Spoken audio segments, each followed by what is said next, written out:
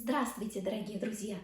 Сегодня мы с Зайкой возвращаемся, пожалуй, к центральному герою нашего мини-курса лекций о певцах-кастратах, к божественному Фаринелли. Сегодня я расскажу вам о том, как начинался его творческий путь. Кстати, Зайка говорит, что по-прежнему 90% смотрит нас без подписки. Порадуйте Зайку, подпишитесь прямо сейчас, и тогда вы вовремя будете получать уведомления о наших новых роликах. Спасибо!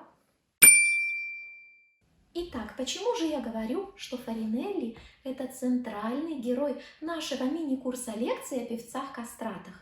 Несомненно потому, что на данный момент он самый известный певец-кастрат. Его имя слышали даже те люди, которые не имеют абсолютно никакого представления об истории пения. Но когда же сложилась эта репутация? И почему он на самом деле самый известный? Быть может, он самый лучший? Можно было бы подумать, что эта репутация сложилась тогда, когда вышел скандальный и шокирующий кинофильм «Фаринелли Кастрат» в 1994 году. Действительно, этот кинофильм сделал имя Фаринелли нарицательным для обозначения всего этого племени несчастных исполнителей. Однако еще задолго до этого кинофильма Фаринелли уже имел репутацию самого лучшего певца-кастрата. И поэтому создатели кинофильма просто выбрали уже готовое имя. Подтверждение сказанному мной – это двухтомник Франца Хабека, австрийского музыкального педагога. Этот двухтомник был опубликован в 20-е годы прошлого столетия, то есть около сотни лет назад. Изначально Франц Хабек задумывал свой труд как большое четырехтомное сочинение. Весь этот труд должен был быть посвящен истории кастратов, не только певцов. Из-под пера автора успели выйти всего 2 тома. Первый том посвящен истории кастрации, евнухам, певцам-кастратам и всему, что связано с этой тематикой. Второй том посвящен исключительно Фаринелли. Там описывается его биография и приведены нотные материалы тех арий, которые были написаны специально для него. И вот в этом-то двухтомнике Франц Хабек, напоминаю, еще столетия назад говорит о том, что Фаринелли самый великолепный певец-кастрат, самый потрясающий, вдохновляющий, божественный и, конечно, самый известный. Каким же образом он заслужил подобную репутацию? Быть может, ответ кроется в его биографии? Вот сейчас мы и попробуем разобраться в этом.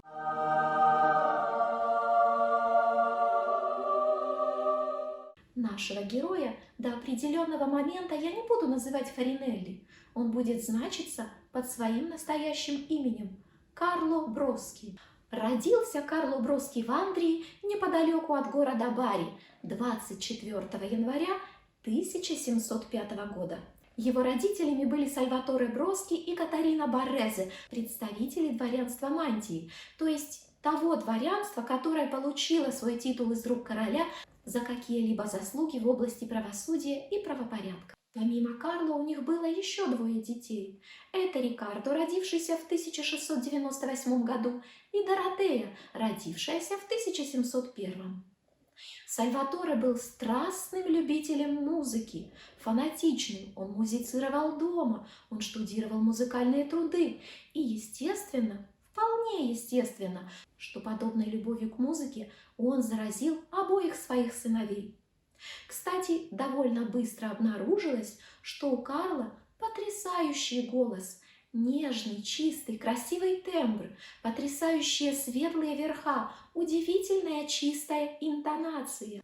И поэтому Сальваторе принял довольно странное в их ситуации решение – сделать своего младшего сына кастратом, певцом-кастратом. В прошлых своих выпусках я уже говорила о том, каковы были причины этого массового явления – кастрации ради того, чтобы попытаться сделать своего ребенка выдающимся музыкантом, певцом мирового уровня.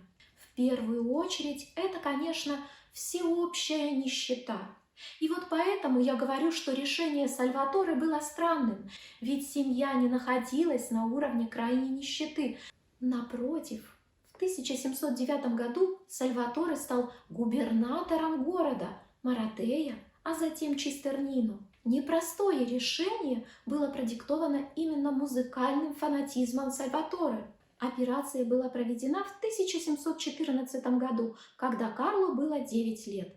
Официальный предлог – это падение с лошади. Да, без официальных предлогов было довольно трудно в то время. Здесь стоит сказать несколько слов о том, как официально обстояло дело с решениями о кастрации. В целом она почти безоговорочно подвергалась запрету во всех концах Италии.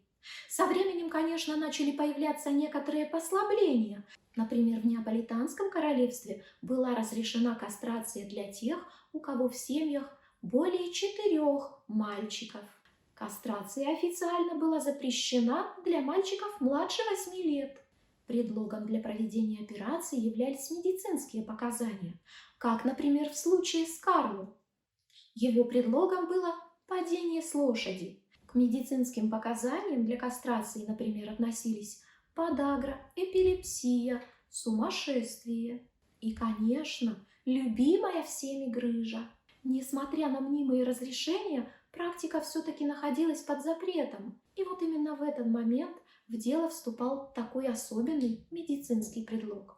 Церковь при этом однозначно запрещала кастрацию, ведь это являлось нарушением планов Бога, конкретных планов на определенного человека. И эта же самая церковь в свое время стала как раз вдохновительницей на возникновение и развитие этой практики. Подобное лицемерие не должно нас удивлять.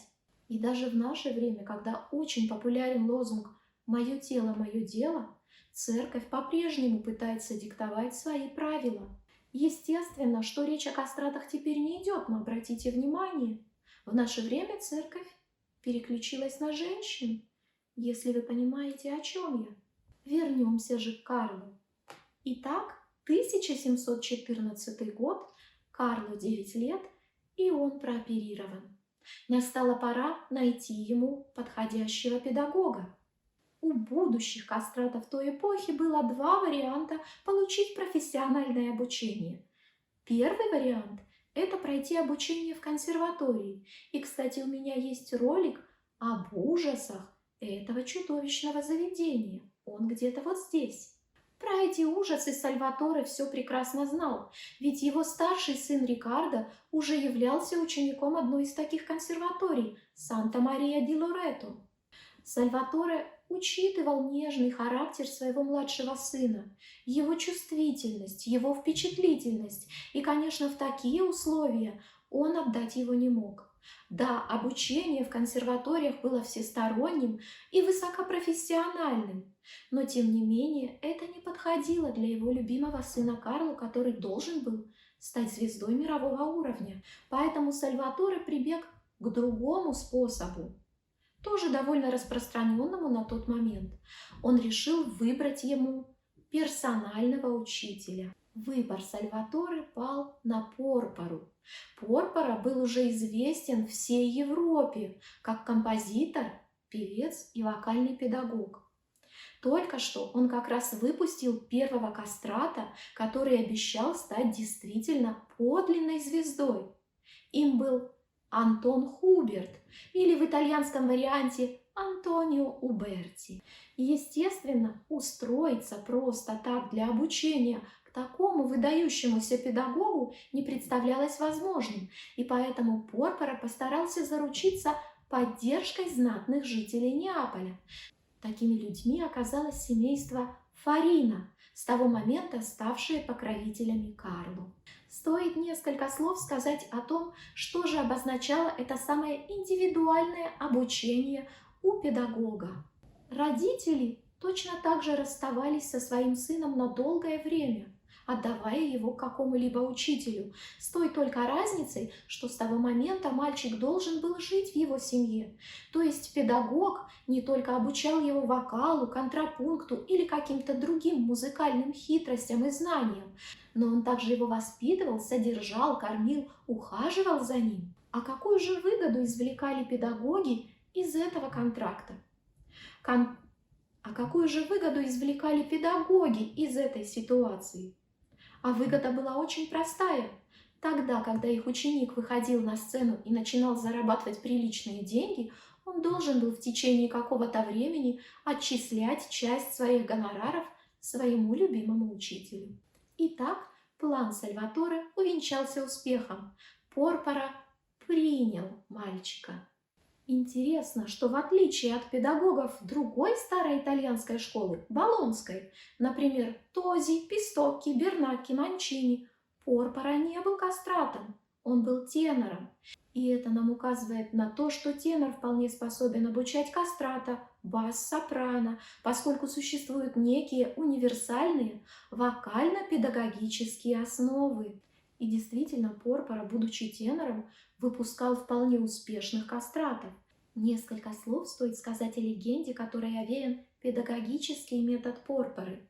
Широко известен единственный листок, на котором были записаны упражнения для все того же Каффарелли. И эта легенда гласит, будто бы в течение нескольких лет Порпора обучал Каффарелли только по этому листку, а дальше он распахнул двери и сказал: «Иди, сын мой, ты теперь звезда, мне нечему больше научить тебя». Естественно, такой принцип абсолютно нереализуем на практике. Это не более чем легенда. И упражнений было гораздо больше. Кроме того, вокально-педагогическая подготовка абсолютно немыслима без работы над художественным репертуаром. А ведь ученики Порпоры прославились в истории пения не просто как выдающиеся певцы-технари, обладающие удивительной виртуозной техникой, но они вошли в эту историю также своим удивительным умением подачи слова в речитативе, умением расставить акценты, подчеркнуть нужное слово, наполнить его разными смыслами. Для всего этого, конечно, требуется работа над ариями и не над одной. Поэтому нам стоит расценивать рассказ о том, что Порпора обучал только по одному листочку с упражнениями, просто как легенду. Вернемся же к жизни Карла в семье Порпоры. Говорят, что Порпора был довольно прижимист и частенько Карла не доедал. Впрочем, он с успехом добирал пирожными и пирожками на стороне. Кроме того, Порпора был известен как поклонник австрийских Габсбургов. И, кстати, последствия воспитания Порпоры мы дальше обнаруживаем в биографии Карла. Скаридность и вынужденность ограничивать себя обернулась тем, что Карло стал чуть прижимист, но с другой стороны он превосходно копил. Монархизм Порпоры сделал и Карла монархистом и австроманом. Не случайно Франц Хабек, про которого я уже упоминала сегодня, говорит о том, что Порпора был для своих учеников учителем и отцом, педагогом и воспитателем, и в том числе тираном. Когда я рассказываю про певцов-кастратов, многие из моих студентов удивляются тому возрасту, в котором они дебютировали на сцене, причем в главных ролях. И случалось это чаще всего в возрасте 15-17 лет. Они, мои студенты, удивляются тому, каким образом можно овладеть вокальной техникой в столь юном возрасте, умением держать себя на сцене, работать с художественным образом. Но секрет нам выдает педагог старой итальянской школы Този, который пишет в своем педагогическом трактате: ежедневного часа занятий вокалом мало даже для самых одаренных учеников. Сравним это с тем обучением, которое получают студенты в наших современных консерваториях. Специальность у них бывает 2-3 раза в неделю, и это занятие всего по 45 минут. Конечно, для овладения вокальной техникой этого очень мало. Опять же, в ролике о неаполитанских консерваториях я уже говорила о том, какое сложное музыкальное воспитание проходили дети того времени. Вот почему не стоит удивляться, что Карло предстал перед широкой публикой в возрасте 15 лет в 1720 году. До этого, конечно, некоторые неаполитанские дома были знакомы с его искусством, но речь идет именно о том, что Карло, наконец, предстал перед широкой публикой. Случилось это 1 октября 1720 года во дворце князя Торелло Антонио Карачелло. Премьерой, на которой предстал Карло, было произведение его учителя Порпоры «Серенада Анжелика и Медор». Карло исполнял главную партию Медора. У нас нет свидетельств о том, как прошла премьера. У нас есть чуть более поздние высказывания современников о его искусстве, и они все совершенно однозначно выражают тот положительный культурный и эстетический шок, который испытала публика от выступления Карло. Но, кстати, как же сам учитель оценивал дарование своего ученика? Как ни странно, Порпора говорит, что Карло только на 2-м месте, а на 1-м месте Каффарелли. Тем не менее, симпатии публики всегда однозначно склонялись на сторону Карло Броски. Быть может, это было вызвано разницей их темпераментов и характеров. Каффарелли прославился как удивительный буян, хулиган и скандалист, откровенно презирающий и партнеров по сцене, и саму публику. Тогда как Карло всегда был тактичен, скромен, чувствителен, нежен. А теперь самый главный пункт моего повествования. На тот момент был распространен обычай выбора себе сценического псевдонима. Существовало несколько путей для его формирования. Например, использование уменьшительной формы своего имени или фамилии. Луиджи – Луиджино. Очень распространен был вариант, когда в качестве псевдонима певец выбирал название того самого места, откуда он происходит. Например, Пезаро – Пезарино, Сиена – Сенезино. Иногда прозвища или псевдонимы обуславливались характером вокалиста. Иль Монелло – баловник, шутник, или Фарфаллино – мотылечек. Встречаются среди псевдонимов очень интересные. Один из кастратов получил псевдоним Иль Московита, то есть москвич, и он был назван так в честь того, что несколько лет он проработал, конечно, в России.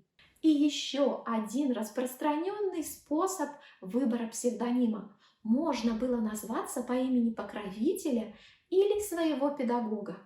На тот момент Порпорино оказался занят. Этот псевдоним застолбил за собой Антонио Уберти. Карло Броски пошел, тем не менее, по этому пути и стал Фаринелли по фамилии того семейства, которое все эти годы ему покровительствовало. Кстати, тема выбора псевдонимов очень интересна, и я наверняка посвящу этому отдельный выпуск. Поэтому, если вы еще все-таки не подписались, сделайте это прямо сейчас. Итак, Карло Броски дебютировал в возрасте 15 лет в 1720 году. Так родился великий Фаринелли.